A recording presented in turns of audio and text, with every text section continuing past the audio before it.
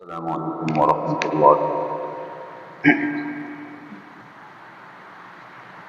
الحمد للہ وکفی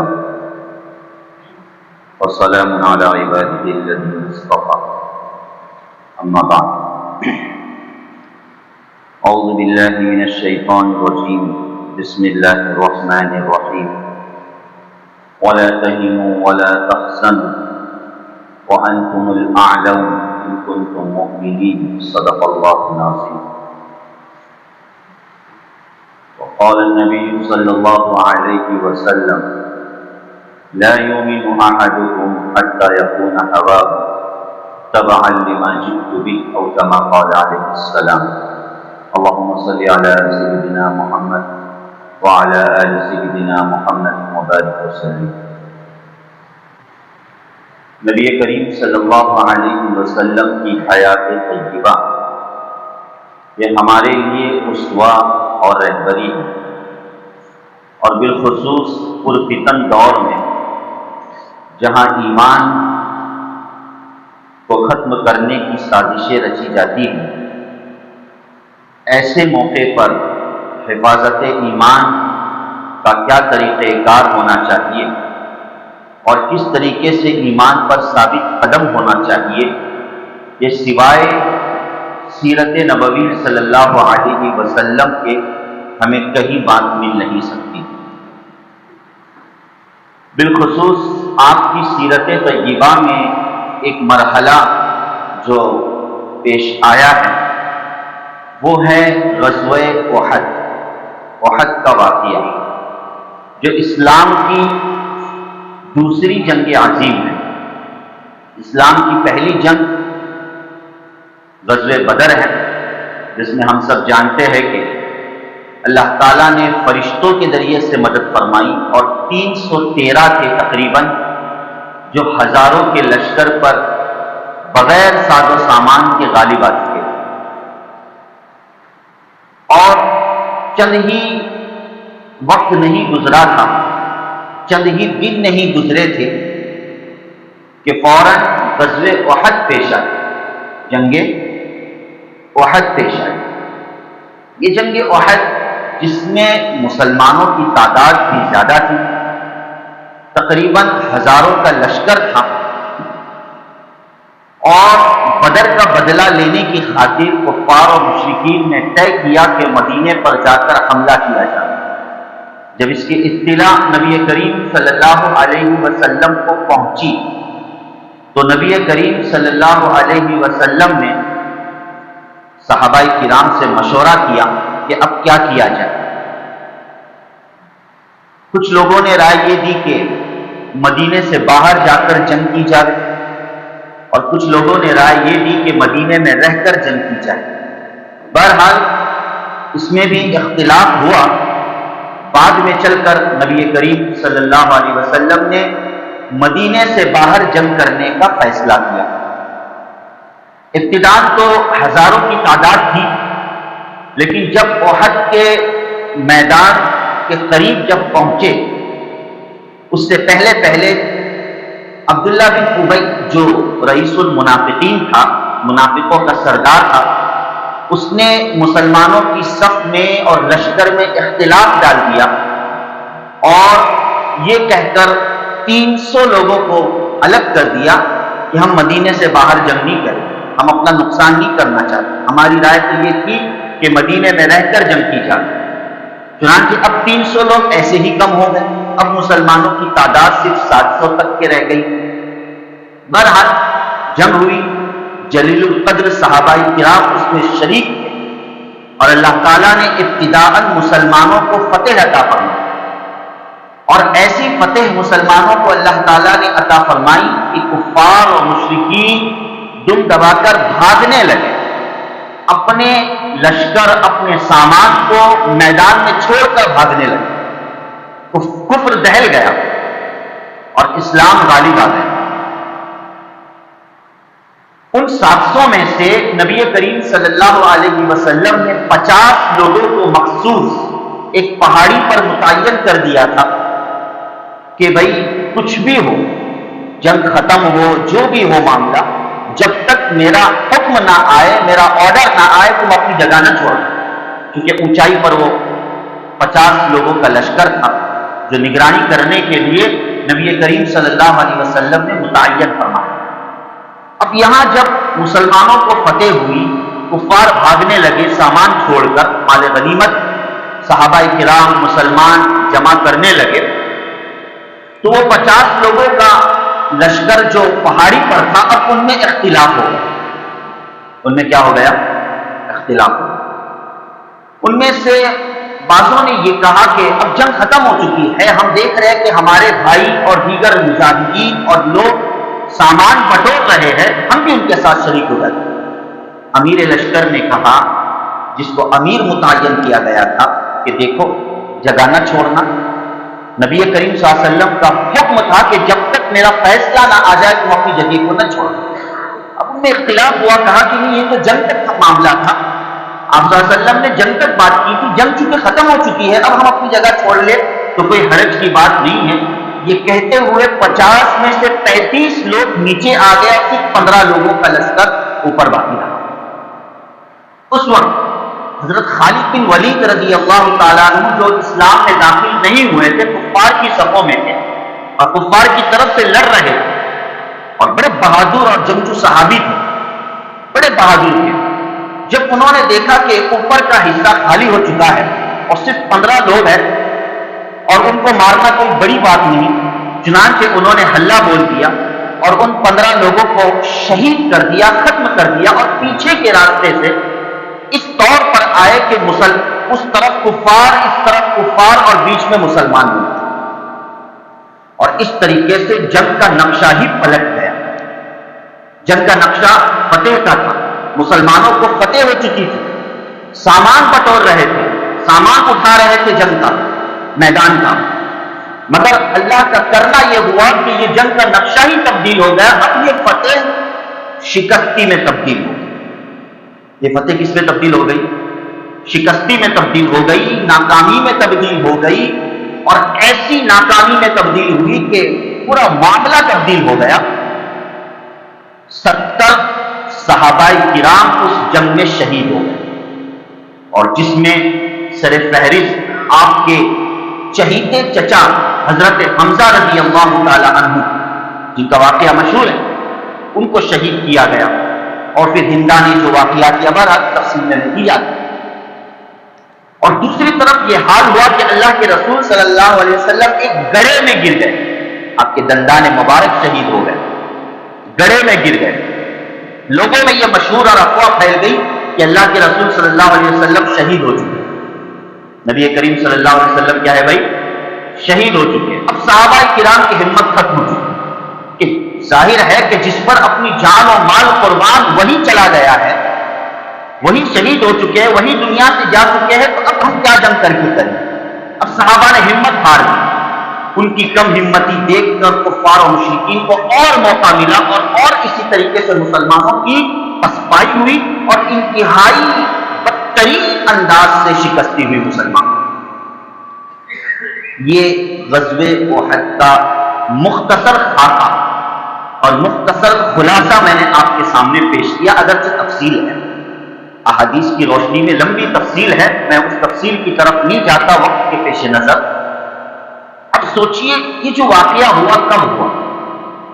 یہ واقعہ اس وقت ہوا جبکہ اس میں خود نبی کریم صلی اللہ علیہ وسلم موجود. اور یہ واقعہ اس وقت ہوا جبکہ غزوہ بدر کے چند دنوں کے بعد غزوہ احد پیش آیا. چند دنوں کے بعد غزوہ احد پیش آیا. اور یہ واقعہ ایسے وقت ہوا جبکہ غزوہ بدر میں تو باقاعدہ فرشتے اتر رہے تھے 313 کی مدد کے لیے. کیا اللہ تعالیٰ غزوہ احد میں فرشتے نہیں اتار سکتے تھے؟ رہے کہ نہیں؟ ابھی حال ہی میں تو غزوہ بدر ہوئی ہے. کیا اللہ تعالیٰ غزوہ احد میں فرشتے نہیں اتار سکتے تھے؟ کیا جس طریقے سے فتح مسلمانوں کو غزوہ بدر میں ہوئی تھی، اللہ تعالیٰ غزوہ احد میں فتح نہیں دلا سکتے تھے جبکہ ابتدائی اسلام کا زمانہ تھا؟ اور خود رسول اللہ صلی اللہ علیہ وسلم بنفس نفیس موجود ہے. نبی کا موجود ہونا پھر بھی شکست ہو رہی ہے مسلمانوں کو۔ میں کچھ ہائی لائٹ کر رہا ہوں، کچھ چیزیں پیش کرنا چاہ رہا ہوں، ممکن ہے کہ آپ سمجھ گئے ہو۔ صحابہ کا زمانہ، نبی کا زمانہ، نبی کا موجود ہونا، پھر بھی فرشتے نہیں اتر رہے، پھر بھی اللہ کی مدد نہیں آ رہی۔ اللہ تعالیٰ نے چوتھے پارے میں سورہ آل عمران میں جب یہ شکست ہوئی مسلمانوں کو، اللہ تعالیٰ نے قرآن کریم کی آیات اٹھائی، اور دیکھیے اللہ تعالیٰ کیسے مسلمانوں کو تسلی ہے۔ بھائی دیکھیے، ہم اگر یہ سمجھے، ہمارے ذہن میں یہ بات رکھے کہ ہم تو مسلمان ہیں، ہم تو کون ہیں؟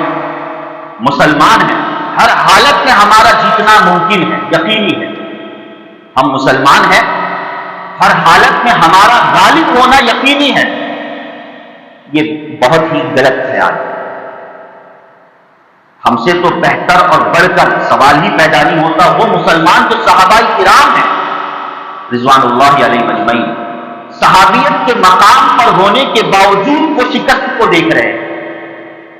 70 بڑے بڑے صحابہ شہید ہو رہے ہیں، مسلمانوں کا بہت بڑا نقصان ہوا غزوہ احد میں، وہ تو ہم سے بہتر مسلمان، اور تو ہمارے آئیڈیل اور نمونہ ہے، لیکن پھر بھی انہیں فتح نہیں ہوئی مسلمان ہو کر۔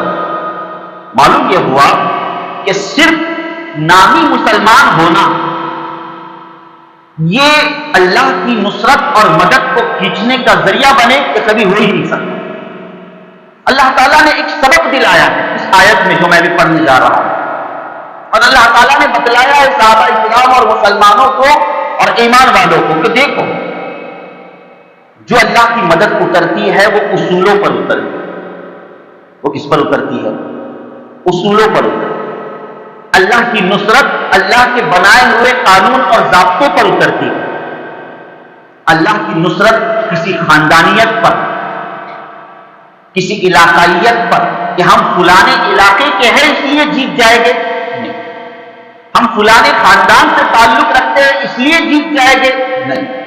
اللہ کے یہاں خاندان، علاقہ، رنگ و نسل ہے نا، ان چیزوں کا اللہ کے یہاں کوئی معیار ہی نہیں، کوئی مقام ہی نہیں۔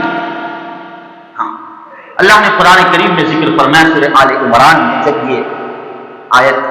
جب یہ واقعہ پیش آیا، اس کے بعد اللہ نے آیات نازل فرمائی اور فرماتے اللہ تعالیٰ وَلَا تَهِنُوا وَلَا تَحْزَنُوا وَأَنْتُمُ الْأَعْلَوْنَ إِن كُنتُم مُؤْمِنِينَ۔ ابھی تازہ شکست کھا کے گھر میں آئے ہیں مسلمان، غزوہ احد کے میدان سے تازہ شکست کھا کے مسلمان صحابہ آئے ہوئے گھر میں، اور قرآن کی آیت اتر رہی ہے اور اللہ تعالیٰ پیغام دے رہے ہیں، پیغام قرآنی، پیغام خداوندی، وَلَا تَهِنُوا وَلَا تَحْزَنُوا۔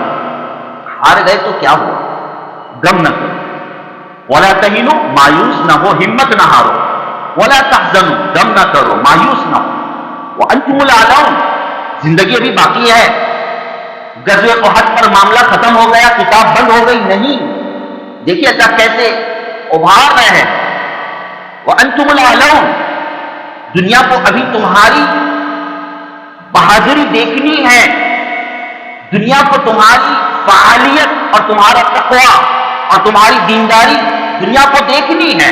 وَأَنْتُمُ الْأَعْلَوْنَ تم ہی کامیاب رہو گے، تم ہی بلند و برتر رہو گے، تم ہی غالب رہو گے، لیکن صرف نام سے نہیں، کام سے۔ اس لیے اللہ نے آگے ذکر فرمایا ان کنتم مؤمنین، کہ تم غالب رہو گے، اور وہ کام یہ ہے غالب ہونے کے لیے کہ تم ایمانی تقاضوں پر باقی رہو۔ ایمانی تقاضوں پر کیا رہو؟ پھر آگے اللہ نے ذکر فرمایا، دیکھیں اللہ تعالیٰ نے کیا تعبیر اختیار فرمایا، إِن يَمْسَسْكُمْ قَرْحٌ فَقَدْ مَسَّ الْقَوْمَ قَرْحٌ مِثْلُهُ۔ آج تم زخم کی حالت میں گھر میں لوٹے ہو، تمہارے اپنے عزیز شہید ہو گئے، تم خود زخم خوردہ ہو، کسی کا ہاتھ کٹا ہے، کسی کا پیر کٹا ہے، کسی کو فلانی زخم لگی ہے، تو اس سے پہلے غزوہ بدر میں بھی تم نے ان لوگوں کا برا حال کر دیا۔ قرآن کہہ رہا فقد قوم القرح مثلو، کہ ابو جہل کو تم نے موت کے گھاٹ اتار دیا، نہ جانے کتنے بڑے بڑے کو موت کے گھاٹ اتار دیا ہے نا۔ تو پچھلے لوگوں کو بھی تم نے اس سے پہلی جنگ میں تکلیف دی، اور وہ بھی بہرحال زخم کھا چکے تھے۔ اس کا یہ مطلب نہیں کہ اللہ تعالیٰ نے اس کی سزا دی، نعوذ باللہ من۔ اشارہ اس بات کی طرف ہے کہ جیسے تم کو شکست ہوئی، پچھلی قوم کو بھی پچھلی مرتبہ شکست ہو چکی تھی۔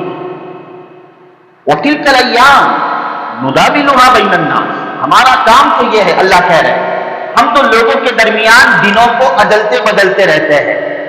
لوگوں کے درمیان دنوں کو کیا ہے؟ عدلتے بدلتے رہتے ہیں۔ کبھی کس کی باری ہوتی ہے، کبھی کس کی باری ہوتی ہے۔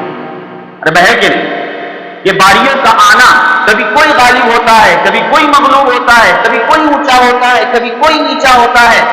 یہ اونچا اور نیچا کرنے والی ذات سوائے اللہ کے اور کوئی نہیں۔ وَتُعِزُّ مَن تَشَاءُ وَتُذِلُّ مَن تَشَاءُ، جس کو چاہے غالب کر دے، جس کو چاہے اللہ مغلوب کر دے۔ جو غلبے میں ہے اللہ اس کو ہمیشہ غلبے میں نہیں رکھتا، ورنہ وہ فرعون بن جاتا ہے۔ وہ کیا بن جاتا ہے؟ فرعون بن جاتا ہے۔ اور جب وہ فرعون بنتا ہے تو اللہ تعالیٰ اس کی گردن کو مروڑتے ہیں کسی موسوی طاقت سے۔ تو بہرحال إِن يَمْسَسْكُمْ قَرْحٌ فَقَدْ مَسَّ الْقَوْمَ قَرْحٌ مِثْلُهُ وَتِلْكَ الْأَيَّامُ نُدَاوِلُهَا بَيْنَ النَّاسِ، زمانے کو ہم بدلتے رہتے ہیں۔ اور پھر وَلِيَعْلَمَ اللَّهُ الَّذِينَ آمَنُوا مِنكُمْ، اور ہمارا مقصد تو یہ ہے کہ ہم تو ایمان والوں سے بہت محبت کرتے ہیں۔ کون کہہ رہا ہے؟ اللہ ہے۔ ایمان والوں سے بہت محبت کرتے ہیں، ایسے حالات لا کر ہم ایمان والوں کے ایمان کو پرکھنا چاہتے ہیں۔ وَلِيَعْلَمَ اللَّهُ الَّذِينَ آمَنُوا مِنكُمْ، ایمان والوں کے ایمان کو پرکھنا چاہتے ہیں کہ ایسی مصیبت میں، ایسی سچویشن میں کہ ہر طرف بس اسلام اسلام مخالف ہوائیں چل رہی ہے، ایسے مخالف زمانے میں یہ نیوز کھولی، یہ چینل کھولا تو حجاب پر بات، یہاں بات کی تو فلانا مسئلہ، یہ مسئلہ، وہ مسئلہ، سارے مسائل اور سب کا محور ایک مسلمان۔ ایسے حالات، تو ایسے حالات میں ہم ایمان والوں کی دلی کیفیت کو ٹٹولنا چاہتے ہیں۔ کیا کرنا چاہتے ہیں؟ ٹٹولنا چاہتے ہیں کہ اس حالات میں مسلمان 3 جماعتوں میں تقسیم ہو جاتے ہیں۔ ایسے حالات میں جب مصیبتیں عمومی اعتبار سے آتی ہے، یا تو بعض ایمان والے بہت ہی زیادہ کم ہمت ہو جاتے ہیں، ڈر جاتے ہیں، بہت ہی زیادہ کیا ہو جاتے ہیں؟ کم ہمت اور ڈر جاتے ہیں۔ ان کے دل میں ڈر بیٹھ جاتا ہے، اب کیا ہوگا، اب کیا کریں، بس یہ فکر انہیں لاحق ہوتے رہتے ہیں۔ دوسری جماعت ایسی کہ وہ ڈرنے کی وجہ سے اپنے دین و ایمان کا سودا کر دیا۔ اللہ حفاظت کرے۔ ارے بھائی یہ حالات ہے مسلمانوں کے ساتھ، نہ مسلمانوں کو فلانی سہولت مل رہی ہے، نہ یہ ان کے ساتھ معاملہ ہو رہا ہے، راستے پر نکلنا دوبارہ مشکل ہو گیا ہے، چلو چھوڑ دو دین اسلام کو، کچھ فرق نہیں پڑتا، سوسائٹی میں ویسے ہی رہو جیسے سوسائٹی ہے، سمجھے؟ دیش دیکھ کر بھیس بدلو، کامیاب رہو گے، یہ لوگوں کا نظریہ بن جاتا ہے۔ یہ دوسری جماعت۔ اور تیسری جماعت وہ ہے جو اللہ سے توکل، لیکن یہ کم افراد ہوتے ہیں جو اللہ پر بھروسہ رکھتے ہیں اور ہمت نہیں ہارتے۔ کہ اللہ تعالیٰ نے پورا پس منظر اس آیت میں غزوہ احد کا ذکر فرمایا ہے، اور اسی کو سامنے رکھتے ہوئے علماء کرام نے غزوہ احد کے شکست کی 3 وجوہات کو ذکر فرمایا۔ کتنی وجوہات کو ذکر فرمایا؟ 3 اسباب ہے کہ ان 3 اسباب کی وجہ سے مسلمانوں کو باوجود یہ کہ فتح ملی تھی، مگر وہ فتح شکستی میں اور ناکامی میں تبدیل ہو گئی۔ پہلی وجہ اختلاف۔ پہلی وجہ کیا ہے؟ آپس کا اختلاف۔ یہ ظاہر ہے کہ قوم کو لے ڈوبتا ہے۔ میں اس پر اب زیادہ بات نہیں کرتا، اس کو مستقل موضوع میں بنانا چاہتا ہوں۔ آپس کا اختلاف یہ قوم کو لے ڈوبتا ہے۔ یہی اختلاف تھا جس اختلاف نے احد کی فتح کو شکستی میں تبدیل کر دیا۔ ان 50 افراد کے درمیان آپس میں اختلاف ہو گئے، 33 ایک طرف، 15 ایک طرف، کہہ رہے کہ نہیں، اختلاف ہو گیا، اور وہی اختلاف شکستی کا سبب بن گیا۔ اللہ کو دکھلانا تھا، نعوذ باللہ من ذالک۔ وہ 35 بھی ہمارے لیے اسوہ ہے اور 15 بھی ہمارے لیے اسوہ ہے۔ کہیں دل میں یہ ذرا بھی خیال نہ ہے کہ ان 35 سے خطا اور غلطی اور گناہ ہو گیا، نعوذ باللہ من ذالک۔ سب صحابہ کرام ہمارے لیے اسوہ ہے، لیکن اللہ تعالیٰ کو حالات دکھلانے ہوتے ہیں۔ تو پہلی وجہ ہے اختلاف، دوسری وجہ ہے کم ہمتی. کیا ہے؟ کم ہمت. ہمت نہ کرنا، اپنے آپ کو پیچھے رکھنا، ڈرنا، ڈر خوف محسوس کرنا. جو اس وقت کے اعتبار سے میدان میں بات پیش آئی کہ جب نبی کی شہادت کا واقعہ پیش آ گیا کہ لوگوں میں افواہ پھیل گئی کہ نبی شہید ہو چکا ہے، مسلمانوں نے ہمت ہار. مسلمانوں نے کیا کر دی؟ ہمت. تو مسلمان جب ہمت ہارتا ہے تو یہ ہمت مسلمان جب ہار لیتا ہے تو ایسی صورت میں بہت بڑے نقصان کا شکار ہو. چاہے کیسے ہی حالات کیوں نہ آئے، ہمیں ہمت نہیں ہارنا چاہیے، اللہ تعالیٰ پر بھروسہ رکھنا چاہیے. وَلَا تَقْنَطُوا مِن رَحْمَةِ اللَّهِ، اللہ تعالیٰ نے قرآن میں ذکر فرمایا اللہ تعالیٰ کی رحمت سے مایوس نہیں ہونا چاہیے. ہم غور کریں، یہ غزوہ احد ہمارے لیے تسلی کا ایک بہت بڑا سامان ہے.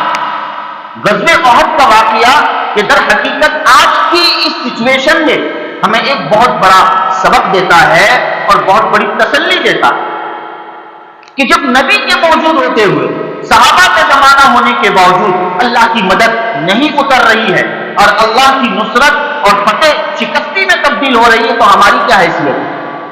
اب ہمیں اسباب پر غور کرنا ہے کہ جو اسباب اللہ کی مدد کو کھینچنے والے، ہمیں ان ریزنس کو تلاش کرنا ہے کہ ہم کیا کریں جس کے ذریعے سے ہم اللہ کی مدد کے مستحق بن جائیں. ضروری ہے کم ہمتی میں نہیں مبتلا ہونا ہے اور یہ ہاتھ پر ہاتھ دھرے بیٹھ کر اللہ کی مدد آئے گی، اللہ کس کو بھیجیں گے؟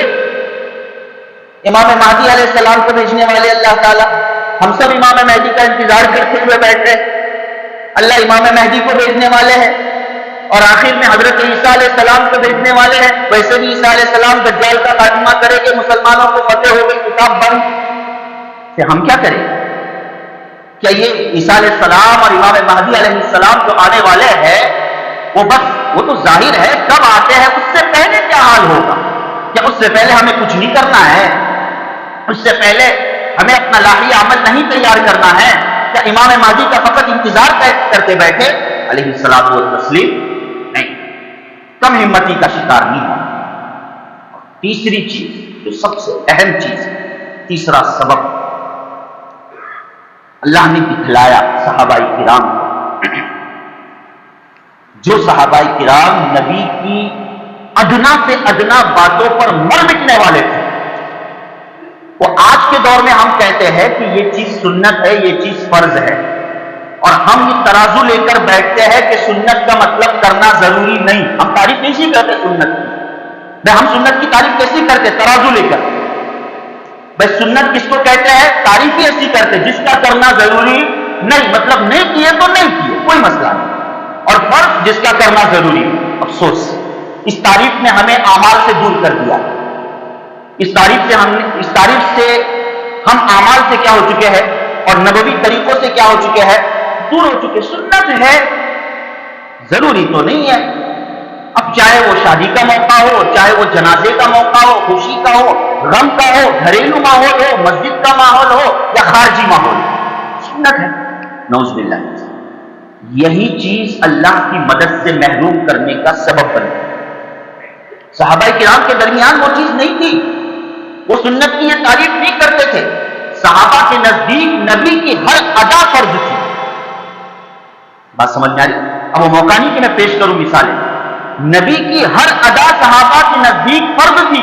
وہ ترازو لے کر نہیں بیٹھتے تھے کہ یہ ضروری نہیں اور یہ ضروری ہے. انہوں نے دیکھ لیا نبی کھانا کھاتے وقت فلانی چیز کو پسند نہیں کرتے، اپنے لیے وہ چیز حرام کر دی. بات سمجھ میں؟ انہوں نے دیکھ لیا کہ نبی چلتے چلتے کسی راستے میں بیٹھ کر قضائے حاجت کر رہے ہیں، پیشاب کر رہے ہیں، بھلے نہیں آئی لیکن نقل کر رہے ہیں تاکہ اس پر بھی اجر مل جائے. یہ تھے صحابہ. ان چیزوں میں فالو کرتے تھے. تو جو چیزیں فرض تھی ان کا کیا حال ہوتا؟ تو نبی کے باتوں کی ادنا بھی صحابہ مخالفت نہیں کرتے. مگر اللہ نے غزوہ احد میں دکھلایا کہ ان 50 میں جو آپس میں اختلاف ہوا، بہرحال وہ ان کا ایک ضمنی اختلاف تھا. انہوں نے خیال کیا کہ ہو سکتا ہے نبی کا آرڈر صرف جنگ تک ہو، لیکن اللہ نے بتلایا کہ نبی کا آرڈر ہوتا ہے، نبی کا حکم ہوتا ہے. اسی لیے اللہ تعالیٰ نے نبی کے حکم کو اللہ کے حکم کے قائم مقام قرار دیا، نبی کی اطاعت کو اللہ کی اطاعت کے قائم مقام قرار دیا ہے۔ من یطع الرسول فقد اطاع اللہ، جس نے رسول کا کہا مانا در حقیقت اس نے اللہ کا کہا مانا، جس نے رسول کی اطاعت کی در حقیقت اس نے اللہ کی اطاعت، وہ ہے کہ نہیں؟ اتنا بڑا مقام ہے۔ تو اللہ بتلانا چاہتے ہیں کہ تم یہ چاہتے ہو کہ مسلمانوں کو فتح ہو، کسی ملک میں کسی قوم میں مسلمان غالب رہے، مسلمانوں کو عزت ملے، مسلمانوں کا کلمہ بلند ہو، اور نبی کے طریقوں کے بغیر قیامت تک نہیں ہو سکتا، قیامت تک نہیں ہو سکتا۔ کتنے نعرے بازیاں لگا دو کچھ فرق نہیں پڑے گا، وہ نعرے بازیاں صرف وقتی معاملہ رہے گا۔ حقیقت یہ ہے کہ اگر فتح چاہتے ہو تو اپنے اندر نبوی صفات کو پیدا کرو۔ اسی لیے تیسرا سبب، نبی کی اطاعت کی مخالفت یہ اللہ کی نصرت کو روک لے۔ جس قوم نے نبی کی اطاعت کی، نبی کی باتوں کو مانا، اللہ تعالیٰ نے فرشتوں کو اتارا۔ اللہ تعالیٰ نے کس کو اتارا بھائی؟ فرشتوں۔ تو تین اسباب ہے۔ پہلا سبب اختلاف، میں اس کو مستقل موضوع بنانا چاہتا ہوں، اس لیے میں اس پر کچھ نہیں کہہ رہا ہوں۔ دوسرا سبب ہے غزوہ احد کی شکستی کا، کہ مایوسی، کم ہمتی، یہ دوسرا سبب ہے۔ تیسرا سبب نبی کی مخالفت، نبی کی اطاعت نہ کرنا اور مخالفت کرنا، یہ اللہ کی نصرت کو رکانے کا اور ٹھہرانے کا سبب اور ذریعہ بن جاتا ہے۔ اگر یہ چیزیں ہمارے اندر پائی جائے، اس کے برعکس کہ نبی کی اطاعت اور ہمت، بلندی اور اسی طریقے سے اتفاق، یہ تین چیزیں مسلمانوں کے لیے بہترین طاقت ہے، اللہ تعالیٰ ضرور اپنی نصرت اور مدد اتارنے پر قادر ہے۔ بہرحال اللہ تعالیٰ ہمیں سمجھ کی توفیق نصیب فرمائے اور یہ اعمال ہمارے لیے آسان فرمائے۔ ضروری ہے کہ ہم ایمانی تقاضوں پر باقی رہے اور ایمان کی ہوائیں چلانے میں شریک رہے، اور ایمان کی تقاضوں پر باقی رہنے کے اسباب میں سے ایک ذریعہ اور سبب یہ بھی ہے کہ وقتاً فوقتاً ہم اللہ والوں کی باتوں کو سننے والے بنیں، دینی مجلسوں کو ہم اہمیت دیں۔ یہی چیزیں ہمیں ایمان پر رغبت دلانے اور ہمیں گویا کہ ابھارنے کا ذریعہ بن سکتی ہے۔ اسی مناسبت سے انشاءاللہ ہمارے علاقے داپولی میں ایک منظم اور ایک بڑا پروگرام اصلاح معاشرے کے نام پر ہونے جا رہا ہے، جس کا انشاءاللہ اعلان کیا جائے گا 14 فروری بروز بدھ بعد نماز مغرب مدرسہ فیض القرآن میں۔ بڑی شخصیات انشاءاللہ آنے والی، اللہ والی شخصیات سے اللہ والوں کی باتیں سن کر انشاءاللہ ایمان کو جلا اور تازگی مل سکتی ہے۔ میں خصوصاً وقت ہو گیا، معافی چاہتا ہوں، ذمہ داران سے گزارش کرتا ہوں کہ اس کی خوب دعوت چلائے اور کثیر تعداد میں اپنے اپنے علاقے کے اعتبار سے لوگ وہاں پر پہنچے۔